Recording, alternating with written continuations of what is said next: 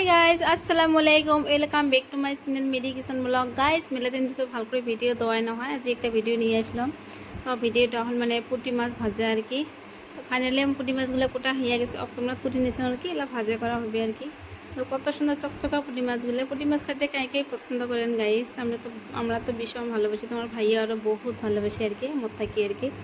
তা guys finally বড় বড়টা বাছি নিলাম আর কি, যেহেতু তোমার ভাইয়া একলাই খাবে আর কি, মই খাবা নাও।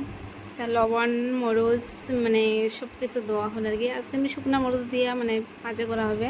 শুকনো মরিচ যেহেতু ভাজি করলে ভাল লাগে টেস্টটা আর কি, আমি বহুত ভাল পাওঁ, সবসময় ভাজি করা হয় আর কি আমার। তো আমি শুকনো মরিচ দিয়ে মাছটা ভাজি করিম, মানে ছুরি দিয়ে কাটি নিয়েছি আমাকে শুকনো মরিচটা।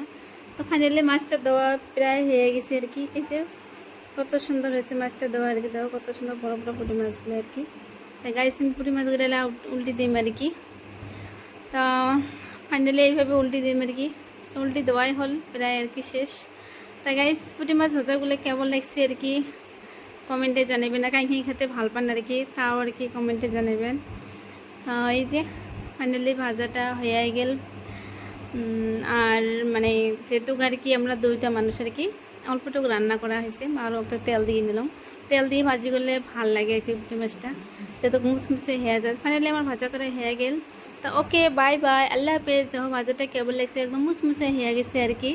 আর আমার বেশটা সবাই লাইক কমেন্ট শেয়ার ফলো করবেন, আমার উৎসাহ দেবেন, আজজন আকবারে যাবে।